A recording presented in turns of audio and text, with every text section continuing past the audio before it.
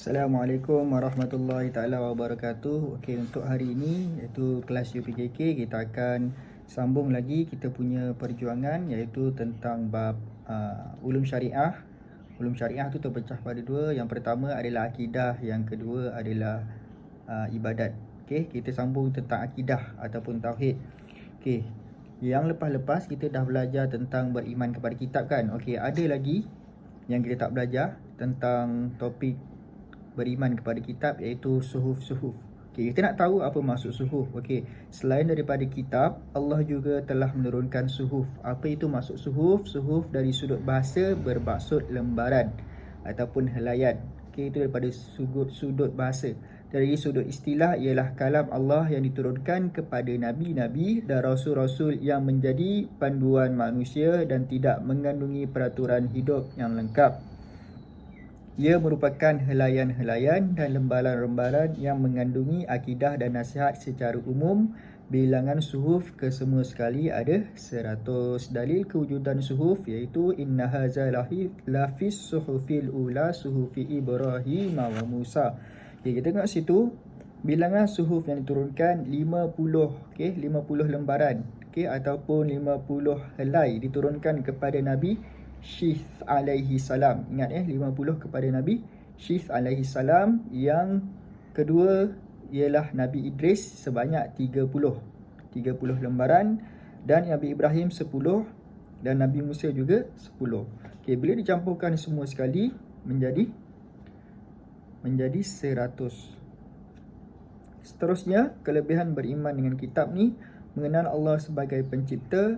Yang kedua, mendapat petunjuk jalan kebenaran. Dan yang ketiga, mendapat ilmu yang bermanfaat. Okay, akibat tidak beriman dengan kitab: yang pertama, mestilah dia murtad, iaitu keluar daripada Islam. Yang kedua, sesat sepanjang hidup. Yang ketiga, tiada pegangan ataupun panduan hidup.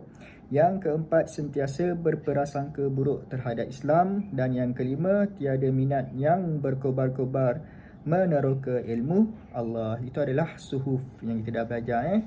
Okey, apa yang kita nak belajar sebetulnya untuk hari ini adalah pelajaran yang kedua ni. Okey, fokus kepada pelajaran yang kedua ni iaitu beriman kepada hari kiamat. Okey, beriman kepada hari kiamat adalah rukun iman yang kedua terakhir, iaitu rukun iman yang kelima.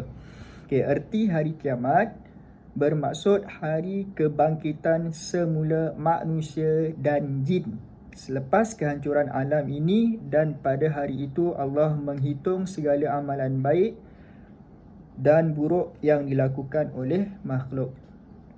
Bila maksud kata bererti hari kiamat, bermaksud hari kebangkitan. Hari kebangkitan siapa? Ada dua, iaitu manusia dan jin, yang Allah akan timbang amalan baik dan buruk.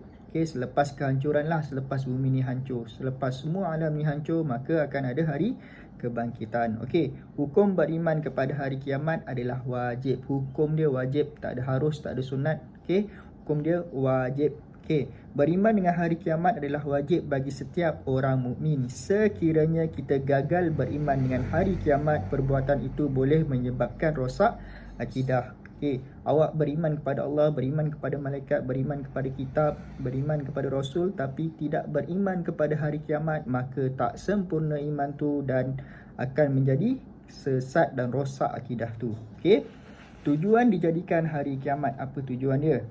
Dekat sini yang pertama sekali adalah bukti Allah bersifat adil. Okey, yang kedua, bukti kewujudan Allah. Sebab apa bukti kewujudan Allah? Sebab orang kafir ni dia kata yang Allah ni tak wujud. Dia kata macam mana Allah ni nak bangkitkan orang yang dah mati, yang tinggal tulang belulang.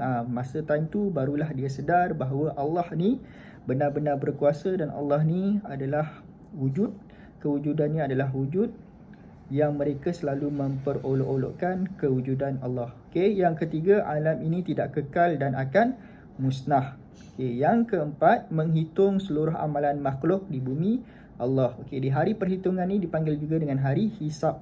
Dalam bahasa Arab, hari hisab. Okey, yang seterusnya, keadilan di dunia terbatas dan boleh dimanipulasi. Macam sekarang lah kita tengok Israel, isu Israel dengan Palestin, mana tak ada keadilan di situ. Bermaksud bila mana Israel serang Palestin, semua mendiam. Okey, semua membisu. Tetapi bila mana pihak Hamas membalas dendam untuk menyerang Israel, semua time tu dia kata Israel diserang. Okey, dia kata Palestin ni kejam, dia kata Palestin ni teroris, padahal yang menyerang Palestin dulu adalah Israel. Sebab itu tak ada keadilan di dunia ni, tak ada keadilan yang sempurna. Kerana keadilan yang hakiki adalah keadilan Allah Subhanahu wa taala. Okey, seterusnya menentukan balasan yang wajib diterima oleh makhluk sama ada syurga atau neraka. Ini ada pentinglah. Okey, sama ada dia masuk syurga ataupun masuk neraka. Okey, tanda-tanda hari kiamat ada dua tanda. Yang pertama tanda kecil, yang kedua tanda besar. Awak perlu ingat ke semua tanda-tanda ni. Okey, ada ke tak? Zaman sekarang ni ada ke tak ada? Ada ke tak ada? Kita tengok satu persatu. Keadaan yang menunjukkan kiamat sudah hampir, iaitu tanda kecil, ramai wanita daripada lelaki. Kita tengok zaman sekarang, ramai wanita tak daripada lelaki. Kalau ada ramai wanita daripada lelaki, bermaksud ia salah satu tanda kecil kiamat. Yang kedua, banyak berlaku pembunuhan. Kita tengok pembunuhan dah menjadi kebiasaan. Okey. Yang ketiga, kematian ramai orang alim. Bermaksud ramai para alim ulama yang telah kembali ke rahmatullah, yang telah meninggal. Allah angkat ilmu ni macam mana? Allah angkat ilmu Islam ni dengan mematikan para alim ulama. Sebab tu kita sedih bila mana para alim ulama ni meninggal dunia.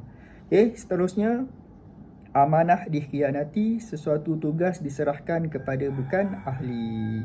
Ini bila mana kita beri amanah, kita dah tahu dah orang tu tak boleh diberikan amanah, orang tu menyeleweng, orang tu makan rasuah, tetapi kita bagi juga kat dia kuasa tu. Tu adalah tanda kecil. Seterusnya, banyak berlaku perkara keji dan maksiat. Okey, judi dah biasa, minum arak dah biasa, zina dah biasa. Bila mana maksiat-maksiat ni dah terlalu awam dan terlalu biasa, maka itu adalah tanda kecil. Seterusnya, orang yang hina dihormati. Orang yang hina dihormati.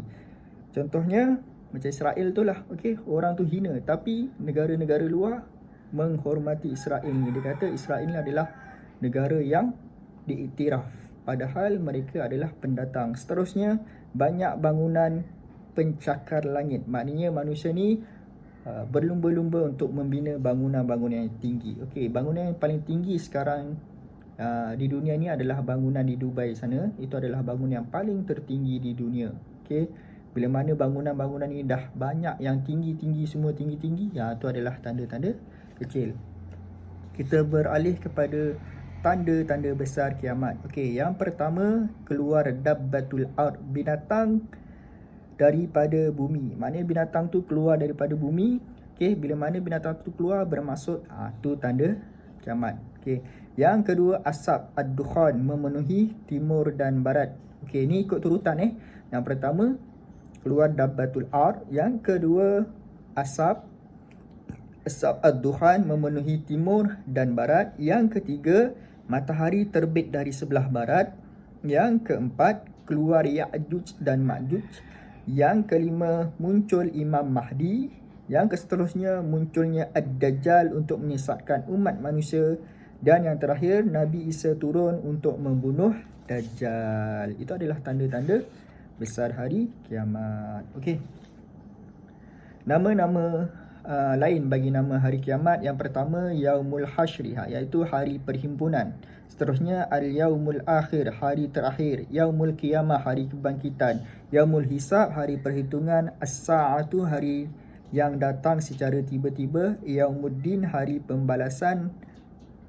Okey, Yaumul Jaza, hari pembalasan juga. Okey, Yaumul Ba'si, hari kebangkitan, dan Al-Waqi'ah, hari yang pasti berlaku. Okey, kesan beriman kepada hari kiamat. Yang pertama, menambah keimanan dan ketakwaan kita kepada Allah Subhanahu wa taala. Okey, yang kedua, sentiasa bersedia menghadapi kematian. Yang ketiga, sentiasa mentaati perintah dan larangan Allah. Dan yang terakhir sekali, jiwa tenang, tenteram kerana kebenaran akan terbukti pada hari kiamat. Oleh itu, bersabarlah orang yang dizalimi di dunia.